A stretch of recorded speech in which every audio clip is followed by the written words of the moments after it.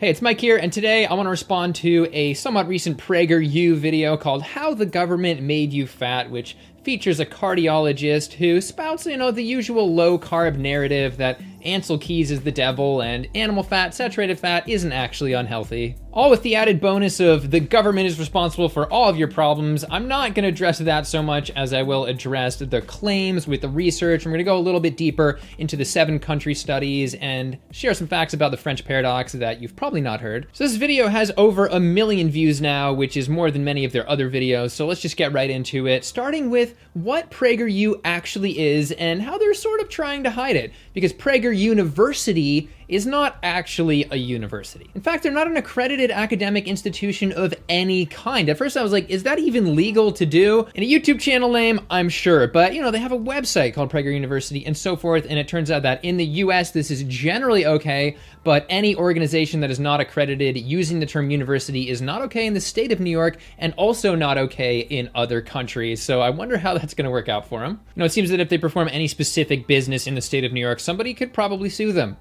Just an idea. All right. No, the reality is that PragerU is a politically motivated, conservative, very right-wing sort of video production company which masquerades as a university. But this has inspired me to create my own imaginary university, which I'm calling potatoU. Is it a college to learn about potatoes, or is it a college for potatoes? You'll never know because it doesn't exist. Just like how PragerU isn't a university. All right, let's go. I wasn't aware of this, but as I was making this video, Vegan Gains came out the video on the same topic, and he highlighted that the founder of Prager University, Mr. Prager, is actually an evolution denier. And my position for most of my life was, okay, God created evolution. I have no issue. But it's not my position any longer because I simply know more science. And the science on evolution is not nearly as established as people think it is. We'll talk more about the organization, their motivations and funding in a bit, but first let's get to the actual video and the claims. That's what we're here to talk about. Cardiologist Brett Scher starts off like this. Here's a riddle. How is it that ever since the government began telling us what to eat, we've gotten fatter and sicker? Was that really a riddle? I got a better riddle for you. What is not a university, calls itself a university, and is about to use a bunch of smooth animations to make you feel a lot better about eating animal fat.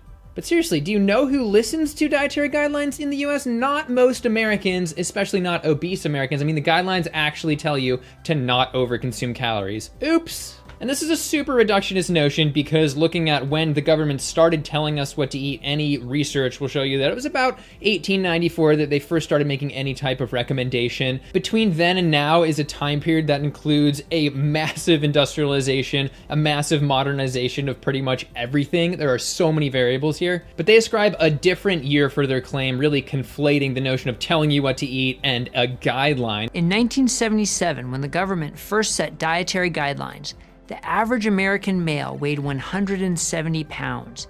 He now weighs 197. And you don't need an academic study to know the same thing is happening to kids. Just look around. Heck, this study literally says, quote, overall, children and adolescents are failing to meet the dietary guidelines. I'm about to get a little nitpicky, but I think it's interesting anyway. Yes, the first dietary guidelines came out in 1977, but again, they have been telling people what to eat for over 100 years. In fact, an official recommendation of what to eat with different food groups came out in the 40s. To go officially way out into the weeds, no, these were not officially called guidelines, but they were guidelines for what Americans should eat. And I think this just undermines their main claim here. Their timeline is just way off. All right, let's keep going. Now let's cue the copying and pasting of the low carb narrative, the history of how saturated fat was incorrectly demonized. How did this happen? It all started innocently enough in the 1950s when President Dwight Eisenhower had a heart attack while in office. Surely there had to be a scientific solution to heart disease. There was, and a charismatic medical researcher from the University of Minnesota named Ancel Keys had it. Cholesterol, Keys claimed, was the villain of the heart disease story. I love how Ancel Keys gets so much crap. He refers to him as like charismatic like the devil or the snake in the Garden of Eden, ready to trick you.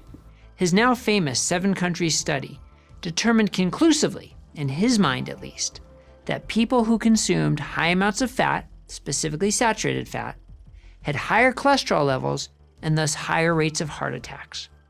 Lower your fat intake, and you would lower your heart disease risk. It's worth mentioning that this is the going scientific consensus. It's widely accepted that LDL, higher levels, is causally linked to heart disease. Many organizations echo this, and we'll get more into the science on this in a bit. But the point is, this is not just an old notion. This is still the current notion. All right, let's see where it goes with this. The ever-confident Keys spread the gospel. The ever-confident, narcissistic, borderline psychopathic Keys continues his crusade to destroy the health of children and people around the world. There was only one problem. Keys' study was bad science. The sample size was so small, the data collection integrity so shoddy, and the lifestyle variables between the countries he studied so great that his research had no scientific validity.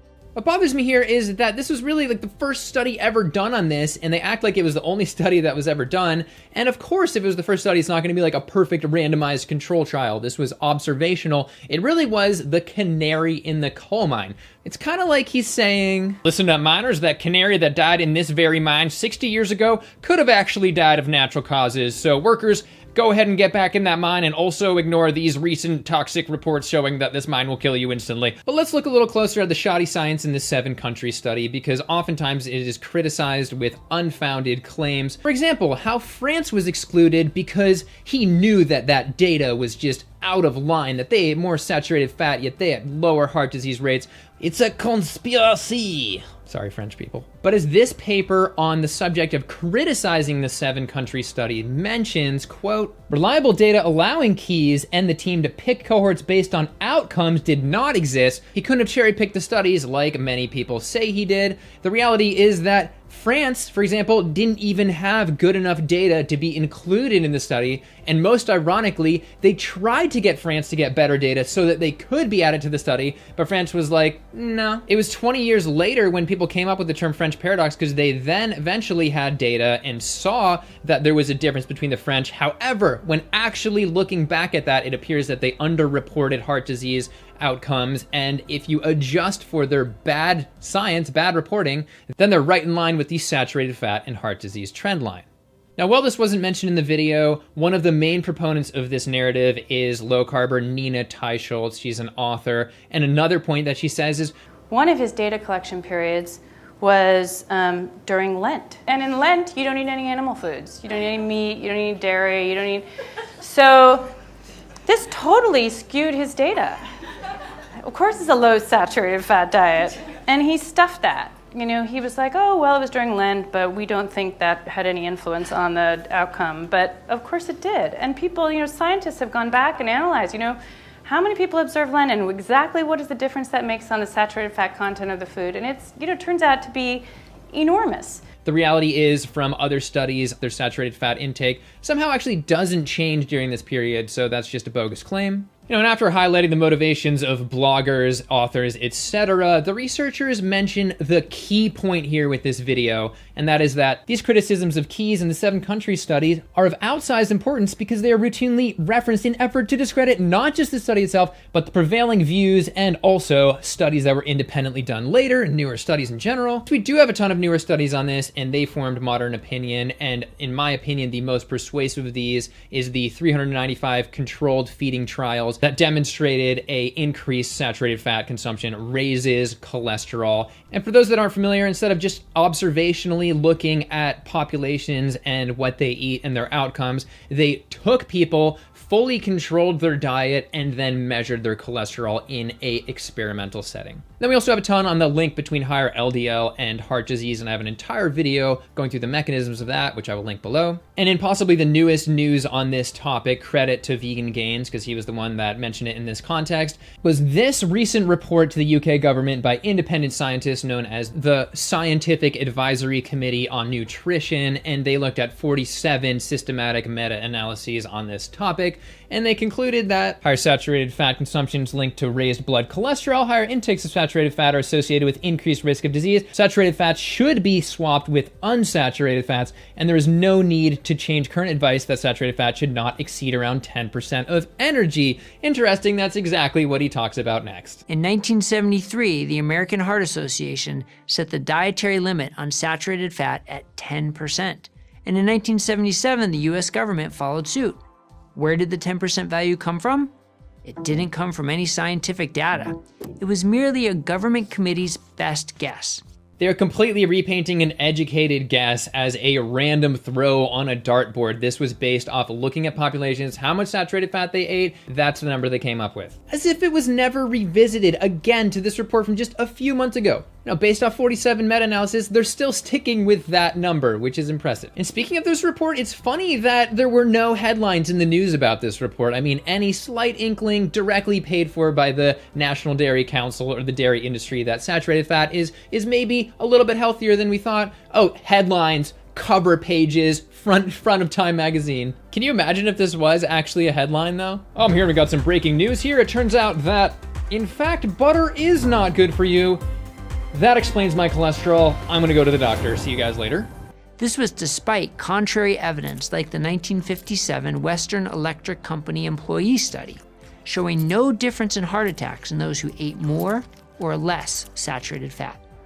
A longer-term study of the same Western Electric subjects in 1981 reached the same conclusion. Okay, let's actually look at a peer-reviewed instance of this study. Oh, they say, quote, "The results support the conclusion that lipid composition of the diet affects serum cholesterol concentration and risk of coronary death in middle-aged American men." How is this contrary evidence? I'm not sure which Western Electric employee study you looked at, but this one seems pretty damning. It even mentions Keys' equation for cholesterol and saturated fat. So this got me looking, and I had to find the sources for their video, and they link to it. And to keep the fake university thing going, you can even get tested on how well you've absorbed their myths. University of Lies. Well, newsflash, their sources weren't nice peer-reviewed studies. They were a mix of op-eds and random blogs, low-carb ones, mostly. In fact, they even cited, you guessed it, Nina Teicholz's book. And to be fair, they did cite some good sources and some studies on mundane figures, but the only actual claim with the study that they linked was the same Western Electric study. How did they come to the opposite conclusion? Who knows? And so, yeah, this guy is a cardiologist. You know, if he was talking about stints, that would make sense. He'd be an authority, but he's talking about nutrition here. You know, how many cases of heart disease has he reversed in his patients with diet? I would venture to say none. By contrast, a whole food vegan diet has been shown clinically to reverse heart disease. As this review mentions, quote, "A low-fat plant-based diet remains the only dietary pattern objectively proven to reverse cardiovascular heart disease." As the consumption of saturated fat decreased by almost 40%, the consumption of refined grains, carbohydrates that convert to sugar in the body, increased substantially. Okay, 40% is a major claim, but looking through the sources, it says nothing about that 40% drop in saturated fat consumption. And keep in mind, this was a period in which cheese consumption rose, and cheese is our highest single source of saturated fat in the US diet. Total intake of calories also began to increase. Okay, but once again, the government tells people to not overconsume calories, so people aren't listening to the government. Oh wait, now it's industry now? This happened in no small part because food companies took advantage of the low-fat craze. Foods that are high in sugar stimulate reward centers in the brain and leave us wanting more. Thus, the famous line about potato chips, "Bet you can't eat just one." And this is something that really bothers me, is rewriting foods that are actually high fat as high carb and then blaming carbs. For example, potato chips, so many carbs? No, actually they are about 50% fat. You know, chips usually say corn or potatoes, which are about 10% fat in terms of total calories, and then they add so much oil that they end up usually around 50% of calories from fat. But it's the carbs, and I'm not condoning refined carbohydrate consumption. I just don't think people should be demonizing all carbs. Okay. The end result is a fatter population with greater and greater health issues, like type 2 diabetes. Fatter and more diabetic. How is it that vegans who consume more carbohydrates on average have, at least from the Adventist studies, a 78% lower total risk of diabetes, and in Western populations, like the Adventists generally, are the only group that averages a normal BMI? And just a fun anecdote right here, Ancel Keys lived to be 100. Worth mentioning. How do we get ourselves out of this spiral? There are many answers. For some, it's a low-carb, high-fat diet. For others, it's a Mediterranean diet. For some, it's vegetarianism.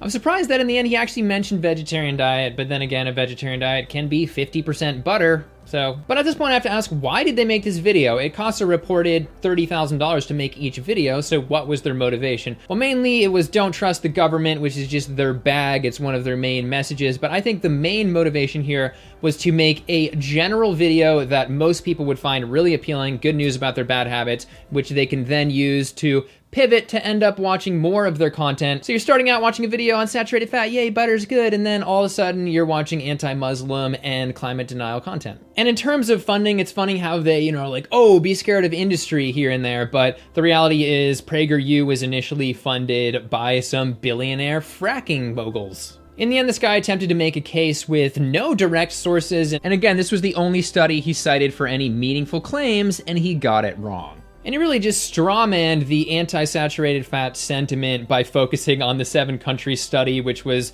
decades old and is not what anybody relies on today to make their conclusions. Now, this video just got a lot objectively wrong. It was so overgeneralized. The reality is, no, saturated fat is not healthy. It is still causally linked through a chain of events to heart disease. Now, there's no reason to justify consuming a bunch of animal fat. All right, I want to say that this video was sponsored by #potatoU. PotatoU, is it for you or is it for the potatoes? It doesn't matter because it isn't real. Go to the root, peel away from the norm, and enroll now. All right, that's it for today. Feel free to let me know what you thought down below in the comments. Feel free to like, subscribe, support on Patreon if you like what you heard, and I'll see you in the next video. Thanks for watching.